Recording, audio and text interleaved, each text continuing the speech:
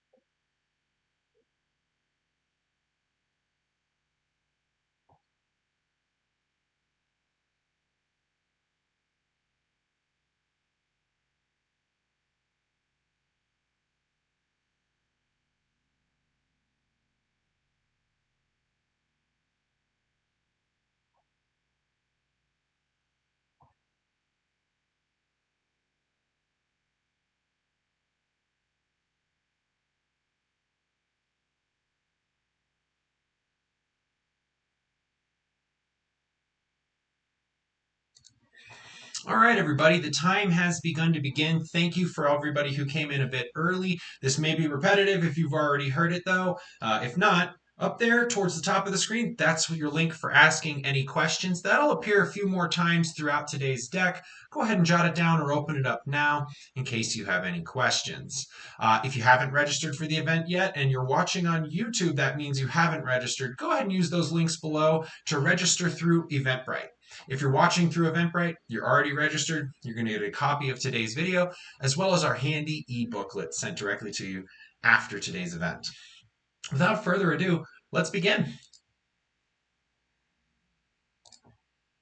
So I'm very excited today to be able to present with you a lot about Google Ads and pay-per-click. This is going to be an introduction that really does help you to get the ball rolling. It's proudly presented today by Unleaded Software. In the next 60 minutes, you're going to become an expert in the most effective strategies when using Google Ads, how to navigate the changing habits of consumers and clients, the most effective and up-to-date SEM advertising techniques, and the basics of image advertising, and how you can target customers with a system called remarketing. Okay, maybe you won't be an expert, but at least you're going to know where to start. Before I dive in, a little bit about myself. My name is Josh Martin. I'm originally from New Jersey. I moved to Colorado back in 2007. I've been in the digital marketing industry for 15 years. I'm a business owner and consultant. Typically enjoy time with my family. I love football, camping, hiking, and just generally learning new things. I'm a Google certified premier partner, Bing accredited professional, and Google grant recipient. Today we're going to cover SEO and SEM, what they are and why they're better together. We're going to take a look at the evolving search results page, or SERP. Then we're going to have a live demo on how to build search advertising campaigns. Then we're going to show you how to manage those search advertising campaigns in a manner that will really put you ahead of the competition. Then we're going to look at display advertising and remarketing. What is it and how you can use it? Although we won't have time today to show you how to develop that. Time allowing, we're going to take a look at what's next for Google, what's on the horizon, because they're always bringing out great new products and features. And last but not least, of course, we're going to have a quick questions and answers session towards the end of today's conversation. But before we dive in there, let's just take a quick look at this exclusive offer. Unleaded Software would like to extend this offer to participants of this course. We're pleased to offer a free video vignette production to anyone who made it to today's webinar. In addition to your video, we'd like to offer a free market analysis. This document outlines where you stand in the digital market. It really gives you a good idea of what your competition is currently doing, and arguably most importantly, projects the results that you would receive with the Google Ads campaign. Now with that out of the way, let's get to it. So SEO and SEM, what are they and why are they better together? Well, SEO stands for Search Engine Optimization. SEO is any sort of practice that deals with increasing your organic rankings, or in other words, the free clicks in Google. So if you have a website and you have found your link in Google, that is your SEO or organic listing. SEM is search engine marketing. Oftentimes, when you're doing searches, you might see some ads in those search results. That is a form of search engine marketing, one of the more simple forms, and it's actually the kind we're going to be able to build today. But it's important to know that SEM is an umbrella term. It encompasses more than just advertising in search engines. It includes images, videos, or combination of those of image, video, and text. So now let's dive right in a little bit better. Let's look at the SERP. So this is the search engine's results page. Let's take a quick look at the anatomy of it to better understand the difference between SEO and SEM. It all starts here. It's a query, a keyword. It's what people plug into the search engine to get the result they want. Followed by shopping ads. These are also known as PLAs, or product listing ads. These are great because they get your price, product, picture, promotion, and special offers right there at the top of Google search. But this is only for people who are selling tangible products and they're already set up for e-commerce on their website. So if you're selling a service, this is not for you. This is more designed for B2C customers, not B2B. Then we have the text ads. These are also known as PPC, or pay per click ads. This is where Google makes 90% of its revenue. And part of the reason that is it's a very effective place to advertise for people who are looking for any given product or service. And then finally, here at the bottom, we have the organic results. These are the results that you get just by building your website in a manner that's readable by Google and it can understand what products and services you're selling. So you can really see a lot of the page is now devoted to advertising, and organic is here towards the bottom. So there's the basic difference. You can think of these yellow and blue areas as SEM, and you can think of this red area as SEO. Common question I get is when somebody has really good positioning organically or with their SEO listings, so they're already doing pretty well without any advertising at getting people to their website, why would they do a pay-per-click advertising campaign? Well, for one, it gets you immediate traffic. Your customers expect to find you quickly, and this broadens how quickly and easily they can find you. Paid lets you control your message and landing page and test those two things. And we'll have an example a little bit later on how that works. Paid lets you control and own more page real estate. And this is key. This is very important. And when we refer to page real estate, we're just talking about how much of google.com does your website take up. And again, we'll have some examples of that momentarily. Paid, when coupled with organic, just drives more overall traffic to your site. Paid coupled with organic also improves your key brand health metrics or brand recognition. Paid also influences purchase. Here, I've got some numbers on how it does. It has an 858% higher conversion rate than traditional outbound marketing methods. Paid has a 50% higher conversion rate than just organic traffic. It has a 200% average return on investment. So once you have everything dialed in correctly, you should really have a machine you've built that you put $1 in and it spits $2 back out at you. Has a 65% of all clicks made by users who intend to make a purchase go through a paid ad. And it gives you an 80% lift to brand awareness. Here's why that happens too. So let's say you only have an organic listing for your website. If that's the case, you have about a 42% likelihood that someone's going to search for you and make it to your site. What if you only have a paid search ad? You don't have any organic presence. Well, then you have about a 53% likelihood. But once you've coupled paid and organic, your likelihood of people making it to your site goes up 95%. And a lot of this is attributed to something called the savvy gap. So there's two types of users in search engines. Those who are aware of the difference between SEO and SEM, and those are not. The people who are aware are a little bit more savvy, and when they see that you have both an organic and paid listing, they get an impression of brand prominence. They think, wow, this company is really on the ball, and this is the best the best website for my search results. These users, they're typically going to save you a buck or two and not click on your ad and go ahead and go down to your organic listing. Whereas the non-savvy users, they don't really know the difference nor care to between the ads or the organic listings. But the interesting bit is they get that same feeling of brand prominence and brand recognition when they see that your brand is taking up the most space or the most real estate in any given search result.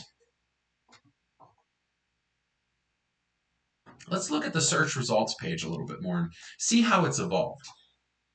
What we're looking at here is a search result from about 10 years ago. It's a very different landscape in Google. You can see they had this kind of yellowish or beige look, tan looking kind of color here around the ads. They had a nice big logo here letting you know it was an ad. And there was only one ad at the top of the page, whereas the rest was dominated by organic search results. Flash forward to today and we see a much different landscape. In this example, somebody's looking to buy some ladies' shoes. You can see that there's an ad here, taking up a lot of space, an ad here, an ad here. And a lot of people don't realize that majority of these listings on the right-hand side are PLA or product listing ads. And so this is all dedicated to advertising as well. So in this example, the only bit of organic space left on the page is right here, these two listings. Now let's say we put in something that's a little bit more competitive, something that Google would call a highly commercial search term. Ladies' shoes near me. So now rather than just kind of generally looking for shoes, the searcher has put an intention in here. They say that they want some shoes that are near them. So they're very likely to buy. At this point in time, we see a search result that is 100% comprised of advertisements. We see the product listing ads cascading across to the top as well as down onto the right. And then we see the maps ads, which a lot of people don't realize the maps pack can have preferred placement. Now, you can't, for example, be 1,000 miles away from a user and then have an ad give them directions to your location. You still have to be geographically relevant. But if you are geographically near that location, you'll take preferred placement, such as Famous Footwear did here. We've also seen something recently, the rise of something called position zero search results. And what these are is they're neither ads nor SEO search results. Usually they come in the form of a short answers section like this, or these accordions that you can drop down and have short little answers brought to you. This is for searches that are a little bit more research based and a little bit more informational. Let's say the person searched for something like best women's shoes brand 2021 or something to that effect. In that case, that term doesn't have a lot of intent to it. There's no real intent to purchase. So based off how that person searched, Google's going to deliver them with these ads with these listings rather, that try to answer their questions quickly and just get them at the information they need. If choosing, they can go to one of these websites and learn even more. What this does is prevents Google Ads advertisers from spending money during the periods in which there's very little likelihood that person is going to complete a sale. So I keep mentioning page real estate, and let's dive into a little bit more about it and what it is. Really, all page real estate is all of the space that your website, your advertisements, and your social media properties take up in Google.com or any search engine. In this case, somebody's looking for diapers. And for the example, let's take a look at diapers.com. You can see they're doing a very good job of holding on to their page real estate. You see an ad here, you see their organic listing here. There's two product listing ads for them here and here. So you can really see how they've left very little space to their competitors. Now, a lot of people would look at this search result and just assume, well, diapers.com must be spending a lot of money to get to this position, and that must be why they're taking up so much page real estate. Actually, Google Ads is a merit-based system. So the little guys have an equal playing field with the big guys. In this case, even though diapers.com is in the number one position, they're actually paying the lowest cost per click. These three competitors below them are paying higher costs per click than them.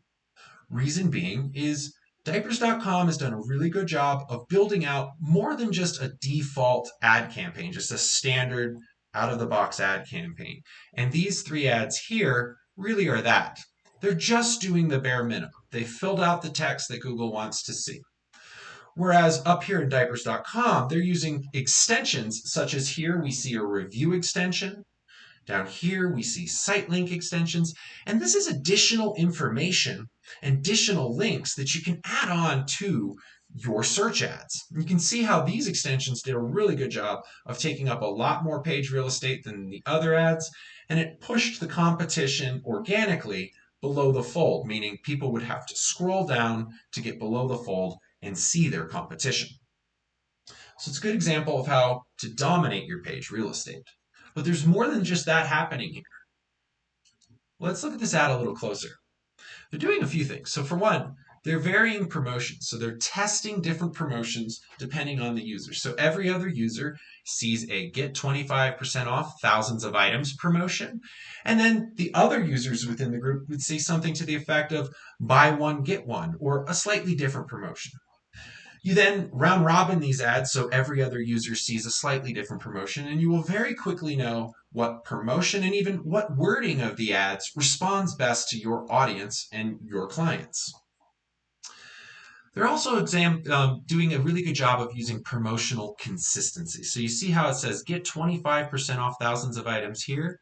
When the minute someone clicks that, they are immediately reminded that they get 20% off for visiting and using this specific coupon code. What's great about that is oftentimes people get excited in search engines, they're ready to get a deal, and then they land on a page that doesn't make it immediately apparent how to get that deal. That leaves them with a bad user experience, and oftentimes they will go back to the search engine to search around a little bit more. So they're being very consistent between their landing page and their landing page promotion and copy and their ad copy itself. And last but not least, as I mentioned earlier, they're just doing a bang up job of occupying a lot of page real estate.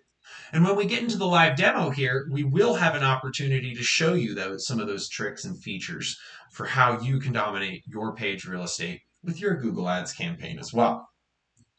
Before I do so, though, if you would like to download a PDF version of the slides we're looking at today, feel free to take a moment to scan the QR code down in the lower right-hand side of the screen.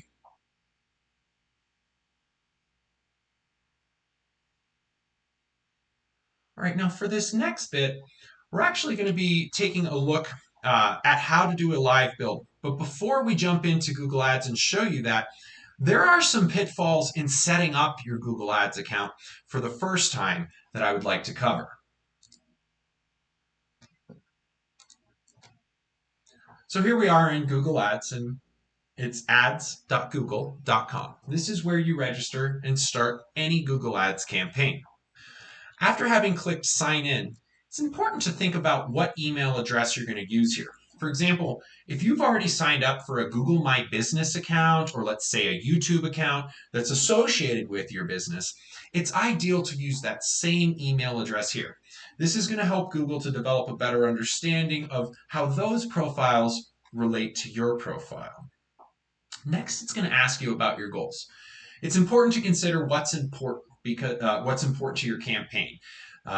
Google's machine learning tools are going to take what you enter into this page and really bake it into these campaigns moving forward.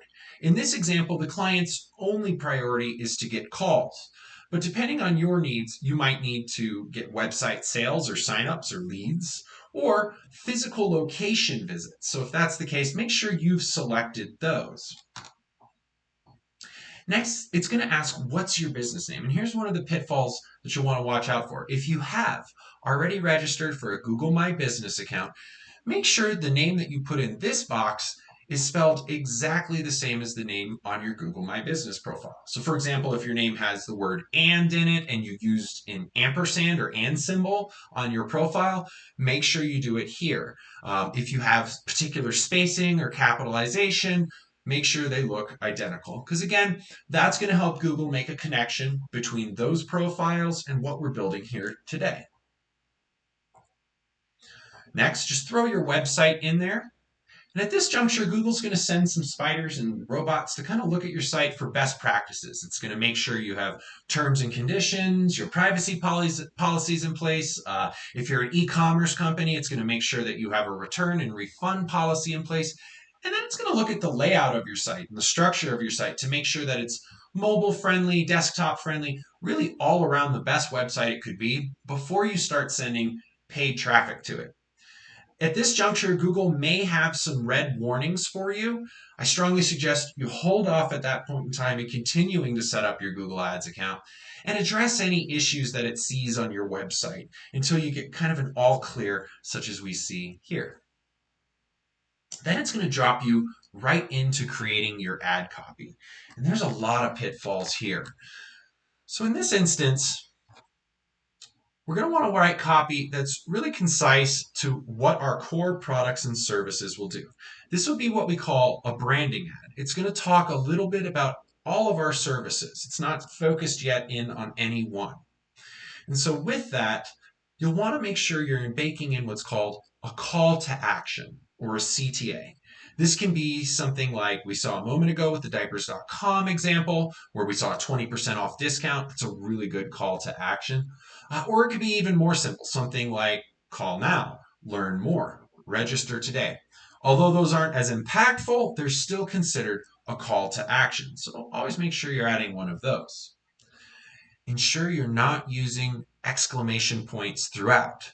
Exclamation points are forbidden. And for that matter, just be careful with special characters in general.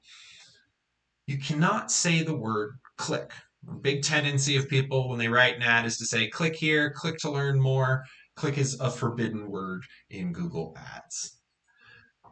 Always try to use title case. This takes up more page real estate and just makes your ad pop a little bit more when people next to you are not using title case. And that's where you just capitalize every word within the sentence. And then wherever possible, try to bake price into your ad copy. This is really important because as long as you don't mind putting your pricing out there, it's going to help people to self-disqualify themselves. So for example, if they see an ad that the dog walking and grooming service is $500 a month, and that's not palatable to their budget, they're going to move on and never click your ad. Doing two things: self-disqualifying themselves from your product and saving you a buck or two because you didn't have to pay for that click in that instance. And finally, too, towards the bottom here, When you put your phone number in, just like before, if you have registered with YouTube or Google My Business using a phone number, please make sure that that number is written exactly as it is in that profile. So if instead of using dashes, you're using periods, or maybe you've put a bracket around the area code, just make sure it's exact to how that profile has that phone number. If the copy looks good to you, you're ready to go. It's going to take a quick look at your copy and then try to understand what kind of keywords really are relevant to this. What keywords pair with your ad copy? And it's going to give you a smattering of choices down here to add to your campaign. A keyword, once entered into the search engines, will trigger your ads in Google. If there's nothing down here that looks applicable to you, you can always add your own, but typically they're pretty good with their suggestions. In my ad, I talked a little bit about grooming, dog sitting, dog walking, so we've added some more keywords related to that. I want to keep this group pretty small, so don't get too crazy with the amount of keywords. So 5 to 10 to start out with, and you can consider adding more later down the line. Almost through with the initial setup here. They're now going to ask, what location do you want? Would you like to draw a radius around it? And how much? Something to note though, if this is not your preferred method, let's say maybe you want to target some zip codes or a county, a DMA, or even a congressional district, you can break this up into very, very large or very small sections down here in the advanced tab. Last but not least, it's going to ask you what budget is palatable. It's going to give you some recommendations here: $6 a day, $12 a day, $20 a day. This is based off of the keywords that you've written and an understanding of how much it's going to cost to show ads for those given keywords over a 30-day period. And so in this case, it says if you spend $12 a day, it'll be about $365 a month in advertising. Something to note too is if you ever add more ads or you add more keywords to the campaign, you will want to reevaluate your budget. You may want to consider adding a few dollars to it to support the changes you've made to your account. Finally, it's going to drop you on this screen where it is going to just confirm everything you've put in here. Again, make sure your business name is spelled exactly as it would be in any other Google profile. Make sure that your phone number is doing the same here. And just make sure generally that everything looks good to you. Once through with that, it's going to drop you onto a page that looks a lot like this. Now, this page is kind of your default, out of the box, standard ads campaign. So nothing special has, nothing special has yet been done to it. Really, it was kind of like those ads we looked at that were trying to compete against diapers.com.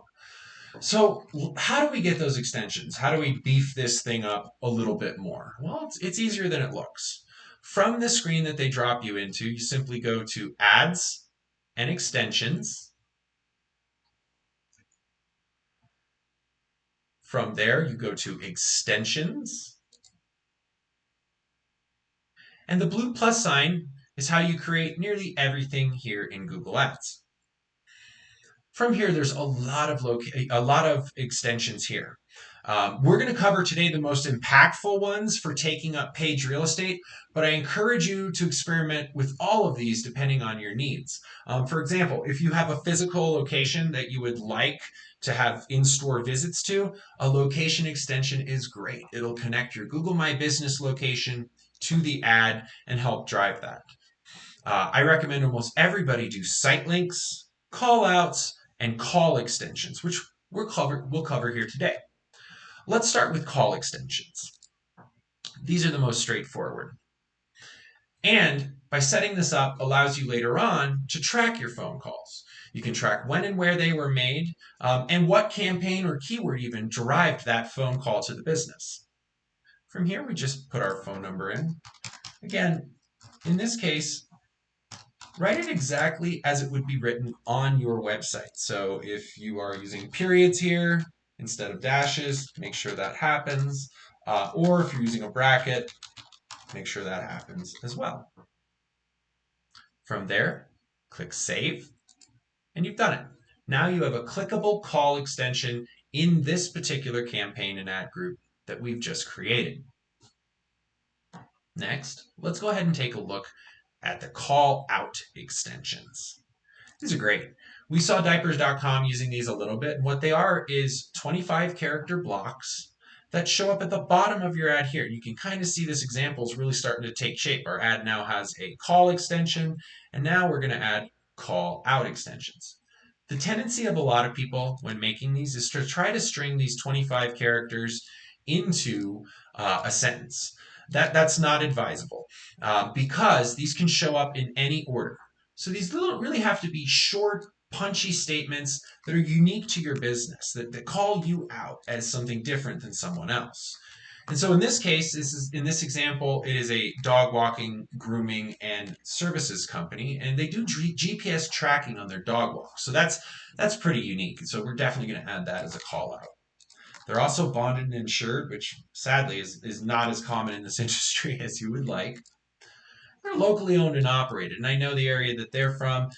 This will resonate well. And they do have a really good vetting program. They have well qualified and vetted employees. So these will be some good call out extensions to start with. And you see how this example is really starting to take shape and starting to take up more page real estate.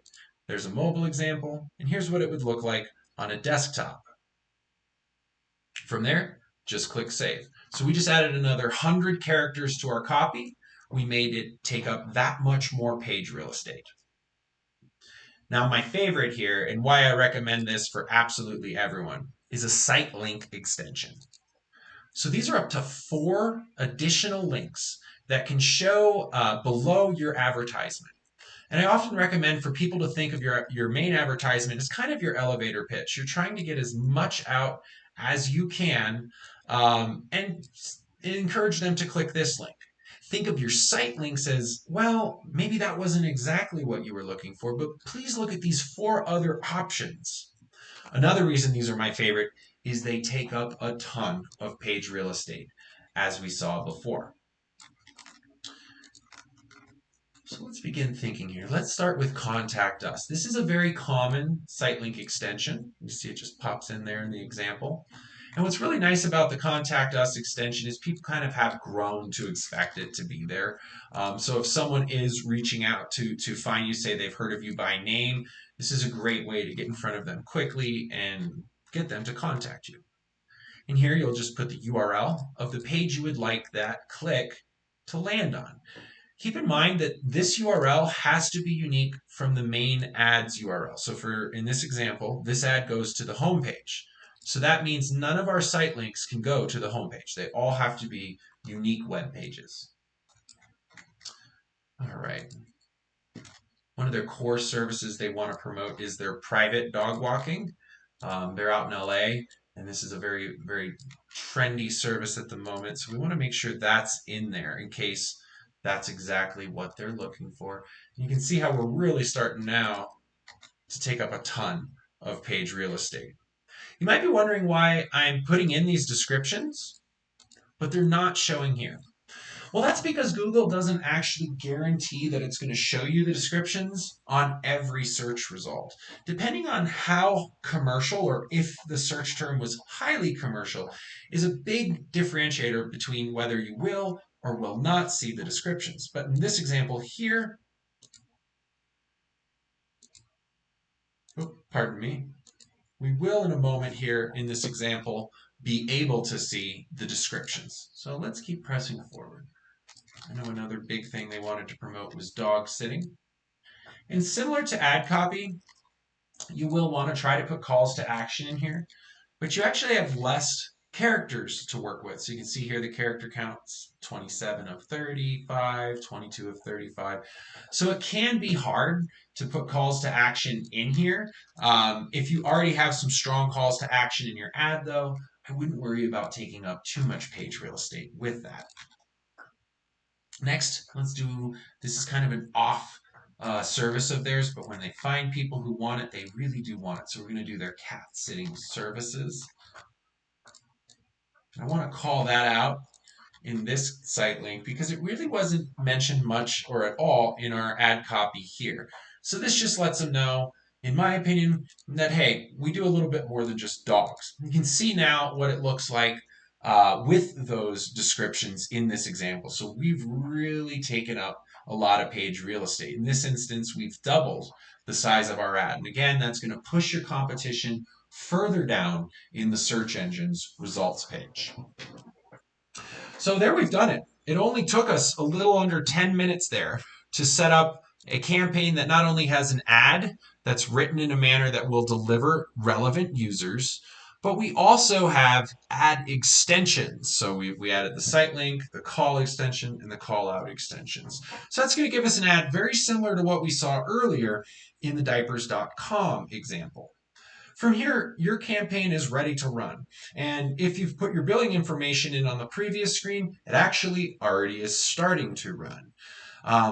Something to note too, and we won't have time to get into actually how to set this up, but it is pretty important for you to set up conversions. So you can do that here by going to Tools and Settings and then Conversions under this measurement column.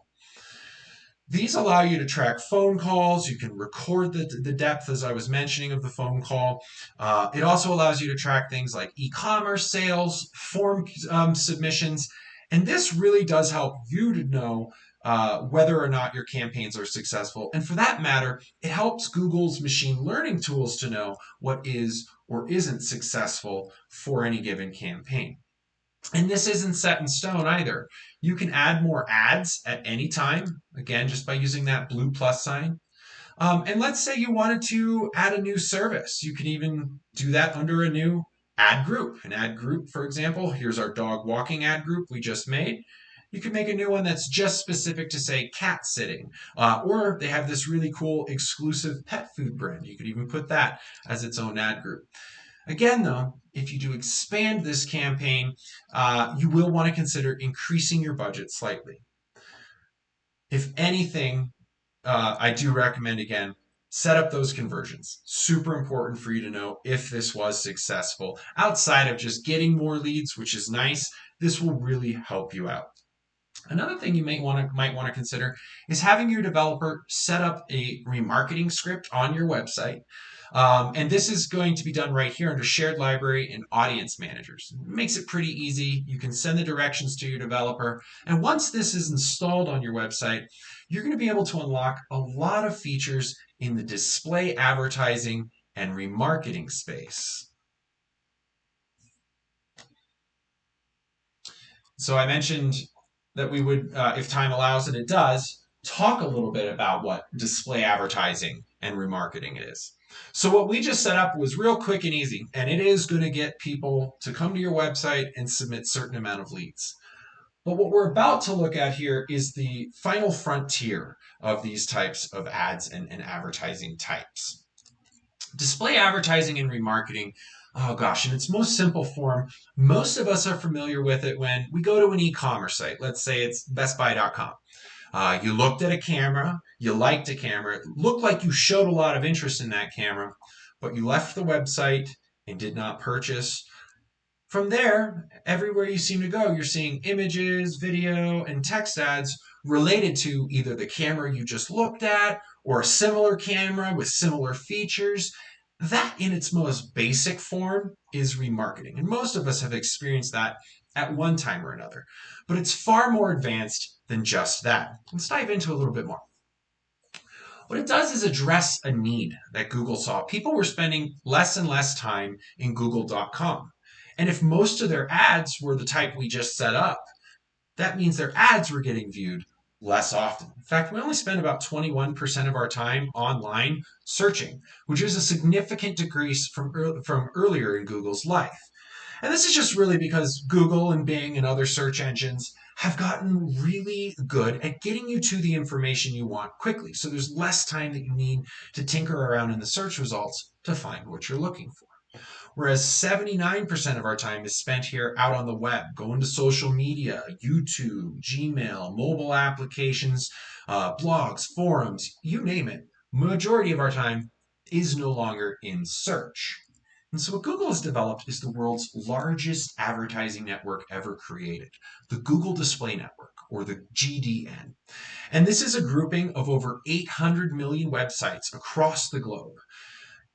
touches 94% of the internet. And so what that means is it basically touches every piece of the internet except for closed social media profiles and platforms like Facebook, LinkedIn, Twitter, so on and so on.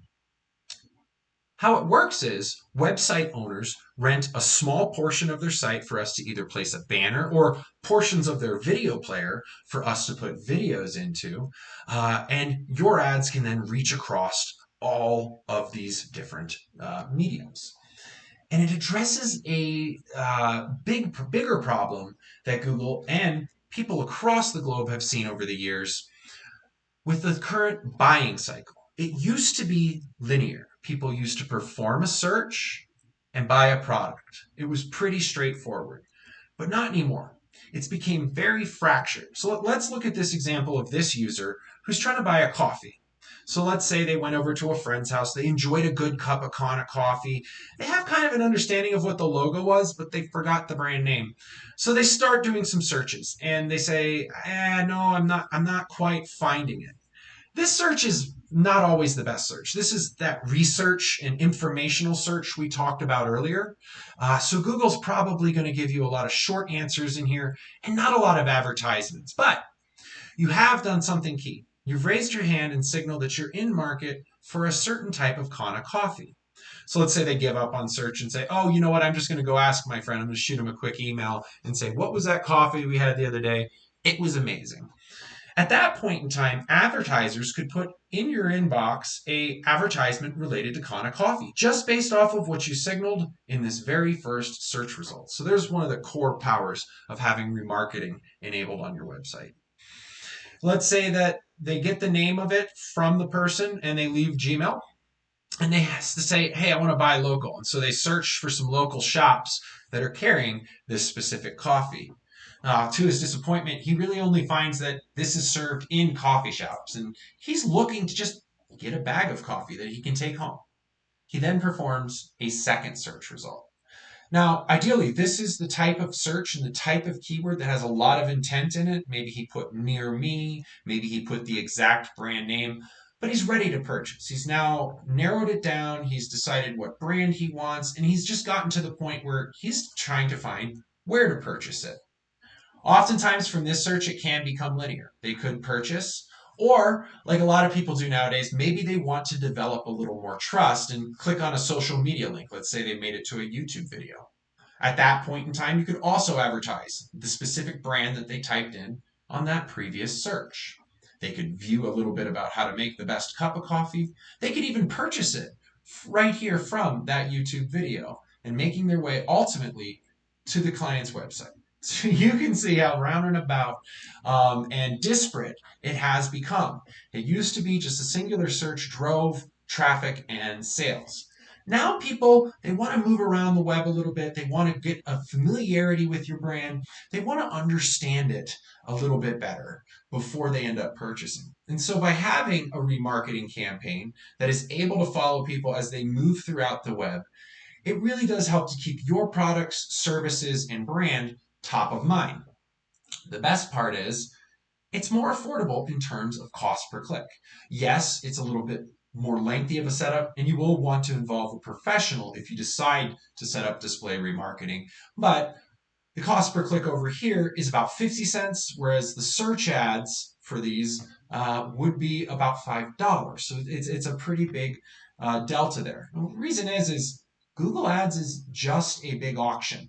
And so the more people who show up to an auction, the higher the prices will be. And the most crowded auction you're going to find in Google is search advertising.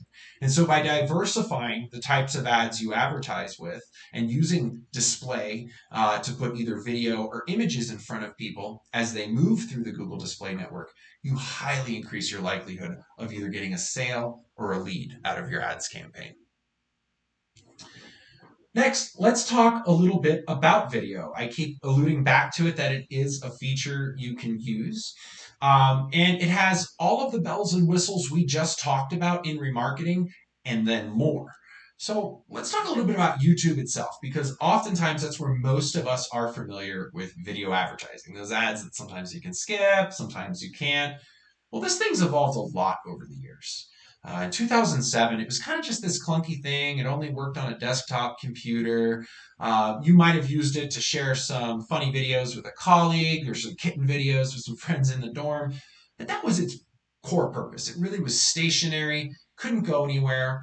Now, flash forward to 2021, we now have cross-platform engagement, mobile, desktop, television, tablets, you name it, absolutely everything can access YouTube.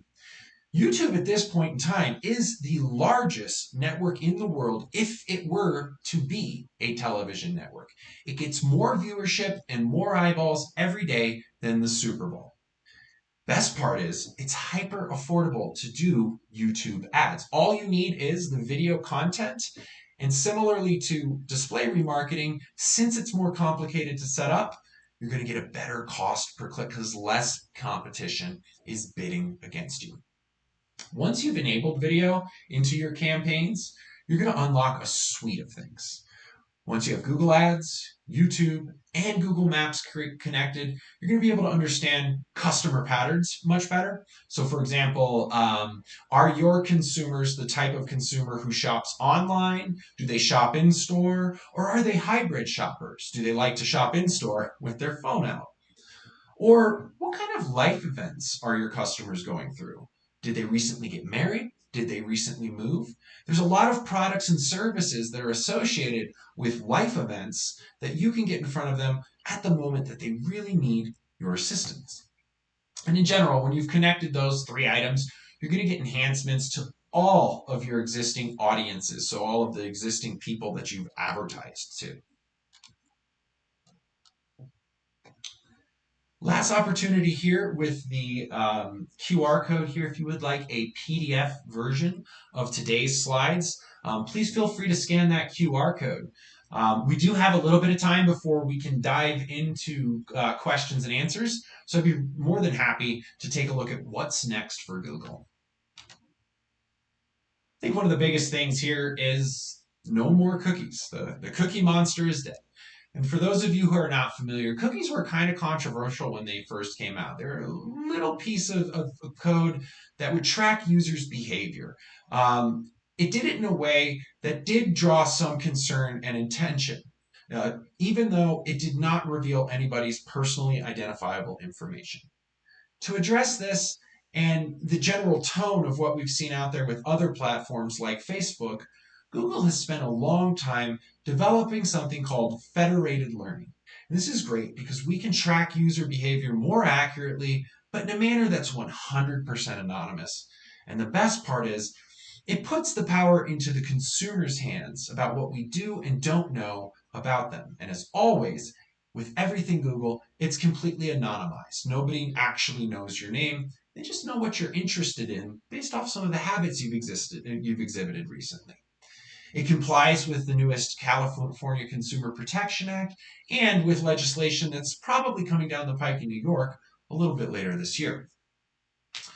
Something to note, if you are already doing display remarketing or video campaigns, this change does mean that no more third-party lists are allowed.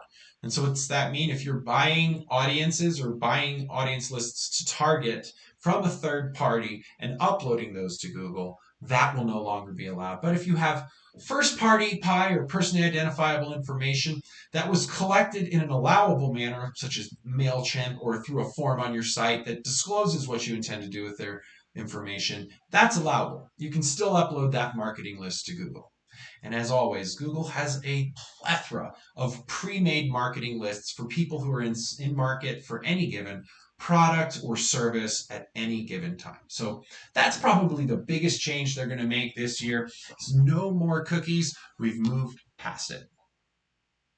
Something that's huge is more than just pay-per-click is now an option. For a long time, we had to pay per click. So if somebody saw the ad, that is always free. So you get a lot of really good brand awareness for free. But if someone clicks the ad, you have to pay. Google's changing the paradigm with the new target CPA or cost per acquisition model. You could also think of it as cost per conversion model. And so what this is it allows you to no longer bid per click, but actually bid on the action you want. So let's say your goal for your campaign is to get phone calls or form submissions or e-commerce sales. This allows you to bid on that action, meaning you only pay when someone completes that action. Something to note though, you can only use this if you've set up conversion tracking. So back to what I was mentioning earlier during the live demo, setting up conversions is very important. You're also going to want to make sure your budgets aren't constrained. So if it seems like your campaign is not doing as much as it could with its budget, you might be seeing warnings in Google Ads that you are limited by budget. Make sure that's not happening. From there, you can then start to target cost per acquisition. And I recommend you have at least 60 days of data built up. So you want at least 60 days of conversions before turning this feature on. But then rather than paying per click, you can now pay for only what you want.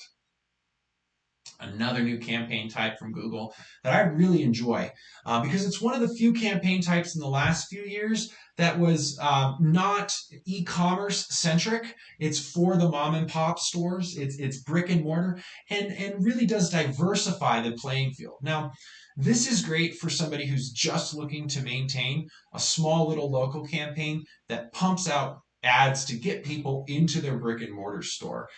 It's not even as advanced as what we've set up earlier. But what's great about it is it blasts your ad across YouTube's search advertising, maps, business profile, display, and YouTube networks. So you can write one simple ad that then shoots itself across many different mediums. And so it's really great for somebody who's looking for a lightweight campaign. They may not be able to afford an account manager who knows the intricacies of display and YouTube or maps advertising, for example.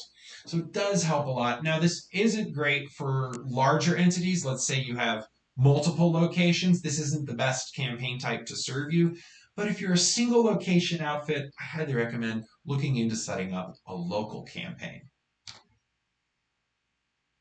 Last but not least, this one's huge. The YouTube Video Builder Beta. That big mouthful means YouTube has created something to address a problem it's seen with video advertisers.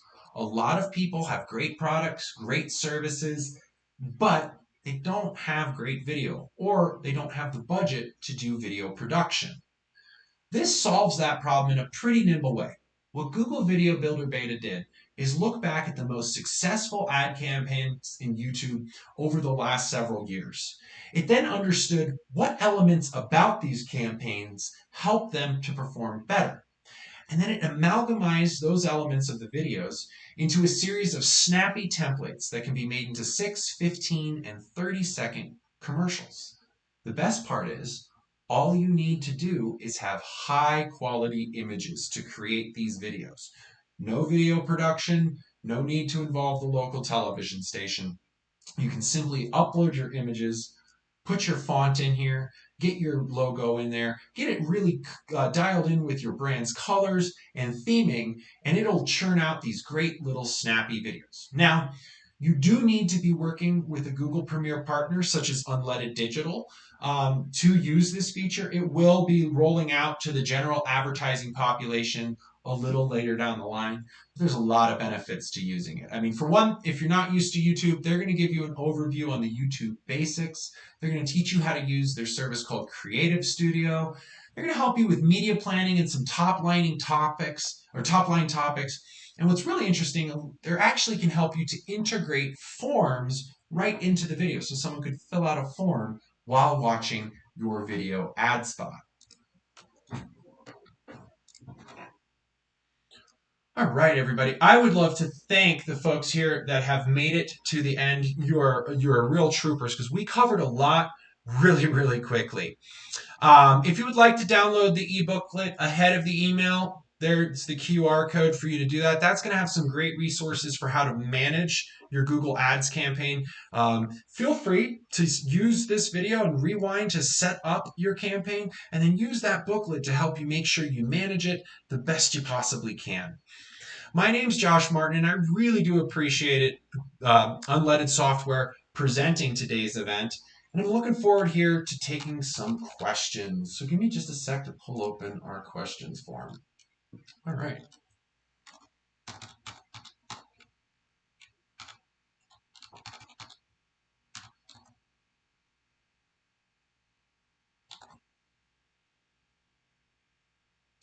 All right, let's see here. So we have John. He says, how long does it take for search ads to start showing up and working? And why don't I see my ads? Well, and good question. It's one you commonly get when people first start a campaign is, well, I'm searching around Google and why don't my ads show up? First of all, it's not ideal to do that because what happens is every time you search and you trigger your ad, but you don't click on your ad, Google's going to think, oh, that keyword that he or she entered isn't very relevant or applicable to your ad. So try not to do that too much. Just use the metrics in Google Ads. They also have a display ad preview and diagnosis tool. It's under the tools and settings. That'll allow you to do simulated searches without it actually counting against you as an impression that was not clicked. With that preface out of the way, oftentimes the reason people aren't seeing their ads, it comes down to something called quality score. And I realize this is a little advanced compared to what some of what we covered earlier today. And I can tell you already have an active campaign.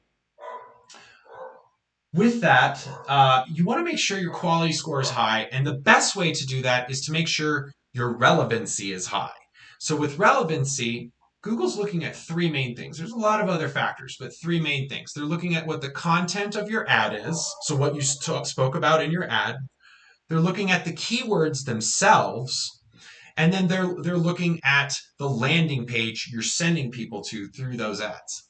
And they want all three of those things to be relevant. So let's say, for example, you have a landing page that's talking about kids' shoes. You have keywords that are talking about female shoes, and you have ad copy that's talking about men's tennis shoes. While those three things are similar, they are not relevant. And Google will know that. And what they'll do is they'll reduce your quality score. They may choose not to show your ad at all. If they do show your ad, you're going to show up lower in the page position and you're actually going to pay a higher cost per click. So make sure that your ads have consistency and relevancy between those three things: the ad, the landing page, and the keywords of the targeting that you're using. Next, we have Mandy. She asks, when do you conclude an ad test? Very good question. And for those of you who don't know, you do want to test ads. So what we did earlier was the first ad. I highly recommend you make a second ad that you test against that ad to see which one can perform better. Now that we know how to test an ad, really you do want to let them sit for a minimum of 30 days. That's the best practice. If you can't wait, 2 weeks is good. Reason being is you want Google to be able to really give both those ads a chance to get impressions, so they can get an almost equal amount, especially in the world of display and video, where it might take a little longer for your campaign to ramp up and understand what you've built. You really want to lean towards the 30-day cycle there, though. So at the low end, 2 weeks, and then you can start a new test. At the preferred best practice end, it's every 30 days. Next, we have Milo. Milo asks, does Google Display Network work? In my experience, it's hard to find the right targeting. You know, that's true. It can be very hard. And that's why earlier I mentioned it's ideal to have a professional build these because display doesn't use keywords very much, if at all. In fact, it uses audiences. So these are lists of people. Audiences can be people in a certain region. It can be people in a certain income bracket. It can be people who have typed specific keywords into a search engine in the last 90 days.